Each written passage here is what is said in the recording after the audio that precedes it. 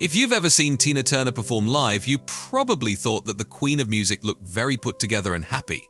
However, the truth was different. A year has passed since Tina Turner's death, and her ex-husband Erwin Bach is opening up.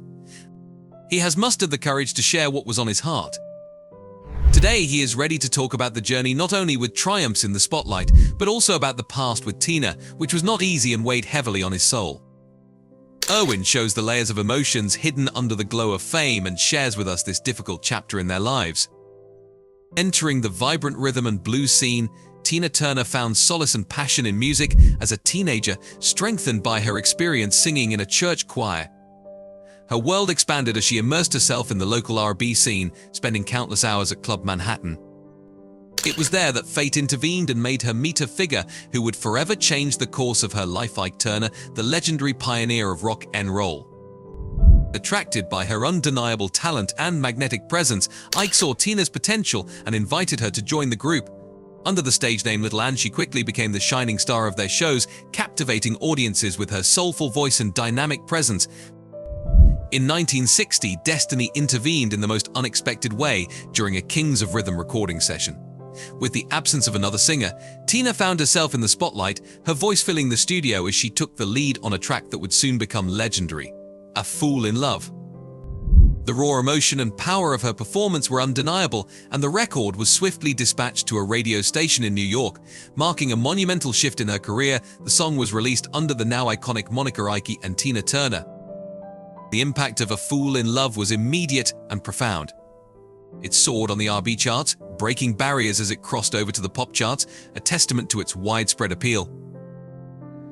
This success catapulted Tina and Ike into the limelight, leading to the birth of the Ike and Tina Turner Revue.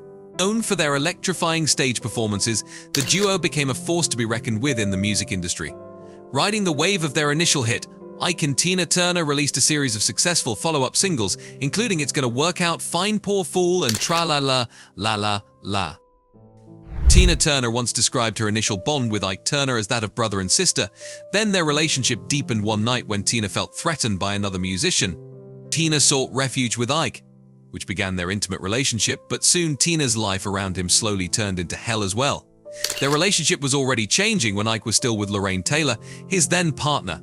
Even then, Ike showed what he was capable of. Ike beat her, mentally abused her, and cheated on her. He used physical, mental, and sexual violence. After recording the vocals for A Fool in Love, Tina, who was pregnant at the time, expressed her desire to end their turbulent relationship. Ike's reaction was violent and shocking. He hit her with a wooden shoe cutter. This shocking event was the first of many where Ike instilled fear in Tina, and yet she chose to stay because her feelings for him were filled with care and concern. When Ike asked me to marry him, I knew it was for a reason. But I had to say yes, I knew, or it was going to be a fight. And then what happened on the wedding night? It was really, yeah, that was really bad. The birth of their first son, Ronnie, in 1960 heralded a not-so-happy new chapter. In 1962, the couple moved to Los Angeles and got married. They lived in a house in the View Park area, creating a blended family with Tina's son Craig, Ike's sons with Lorraine, Ike Jr., and Michael, and their son Ronnie. Among the almost countless abuses and humiliations in Tina and Ike's marriage, one of the first was their wedding night. Ike took Tina to Tijuana, Mexico for a quick ceremony, to which she reluctantly agreed, explaining that arguing would just piss him off and that would result in a beating. Tina didn't want anyone to have a black eye on her wedding day. To make matters worse, Ike decided that the newlyweds would spend their wedding night in a brothel. Right after the wedding ceremony, he took his newly wife to a live pornographic sex show. Tina was miserable all the time, but there was no escape. Ike's aggressive behavior and infidelity weighed heavily on Tina, leading her to a desperate moment in 1968 when she attempted to take her own life with an overdose of Valium pills. Tina Turner's life with Ike Turner took a decisive turn in 1976 when she took the bold step of filing for divorce, citing irreconcilable differences. This step came after years of turbulent and painful experiences, marking the beginning of her search for personal and artistic freedom. The divorce process lasted almost 2 years, a period full of legal battles and emotional turmoil, culminating in the finalization of the divorce in 1978. I don't think at all about anything Ike says. It doesn't touch me at all. I don't even know a lot of what Ike says because I don't particularly care about hearing it. I lived through enough of worrying about why and what he felt. So when I left, I didn't care about what he felt or about anything. And right after that, the love of her life, Erwin Bach, appears, but bad memories remain and destroy her life. How did you meet the love of your life? How did you meet Erwin?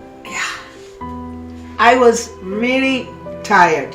Roger was really working me, and it was known that I had to work. I was without money, period.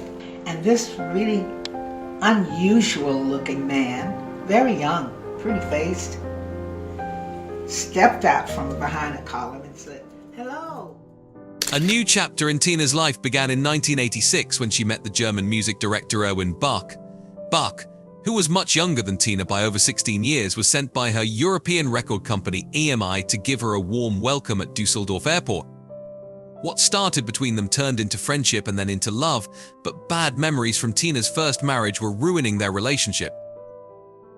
So I said to Erwin, "When you get to California, I want you to make love to me," because I did. So that lifted me, and I remember when I got in my room, I was just like, so something was real about it.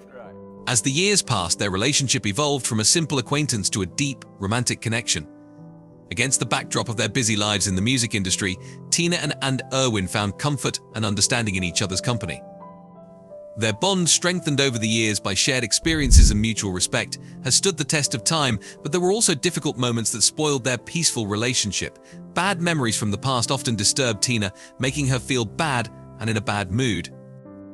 Erwin often had to calm her down and comfort her so that she wouldn't dwell on the past, but it was hard to forget about it. So Erwin and I had talked about marriage before because he said to me, I was 50 years old. He asked me if I would marry with him. Oh, I was so cute. I mean, he was much younger than us. And I simply said, I don't have an answer because it wasn't yes and it wasn't no. After nurturing their love and partnership for an incredible 27 years, Tina and Erwin decided to solidify their commitment to each other. In July 2013, they chose the picturesque banks of Lake Zurich in Küsnacht, Switzerland, as the setting for their civil marriage ceremony. This moment marked not just the union of two hearts, but also symbolized Tina's journey towards finding true love and happiness after years of turmoil. Erwin Bach said that he still has nightmares about Tina's bad period. He says that when he talks to journalists for 20, 30, 40 years, the memories come back. He has dreams about it, and they are not pleasant. These are things that come back to her all the time. It's not easy to remember this time. You try to forget, but you can't, says Erwin. Erwin says Tina's life was filled with enormous challenges, not only the bad memories of her first marriage, but also surviving a stroke, battling intestinal cancer and kidney failure. In her moment of greatest need, her devoted husband, Erwin, gave her one of his kidneys to save Tina's life. His willingness to make sacrifices for Tina's sake knew no limits. Upon discovering that he only needed one kidney to live a healthy life, Erwin insisted on giving it to Tina, despite her protests. Yes, but honey, you're young and I'm old, and that doesn't bother me, Tina said, reflecting on the Buddhist teachings she was close to, which emphasize accepting the cycles of life, including death. Tina expressed her resignation to the idea that Erwin would accept her eventual death, stating that he had to get used to the fact that she was no longer here. However, Erwin's unwavering love and refusal to accept this fate touched Tina deeply. I had a very hard life that I didn't put blame on anything or anyone. Tina Turner's discovery of forgiving her ex-husband's abusive behavior was a moment of profound closure. In an interview with the Times of London, she honestly said that, as an old person, she forgave him, but it didn't work in his case. She firmly refused Ike's request for another tour together, believing that some wounds were too deep to be reconciled. At the age of 82 too, Tina has expressed her desire to step back from the public eye, reflecting on the art of gracefully ducking into the spotlight. Erwin Bach shed light on Tina's intentions, revealing that this HBO documentary serves as her farewell to her American fans. He explained, she said, I'm going to America, I'm going to say goodbye to my American fans, and I'm going to wrap it up. I think this documentary and this play, this is it. This is closure.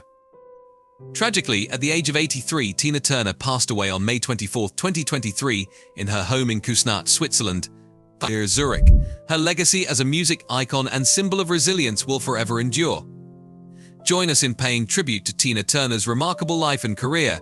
Stay tuned for our next video for more captivating stories.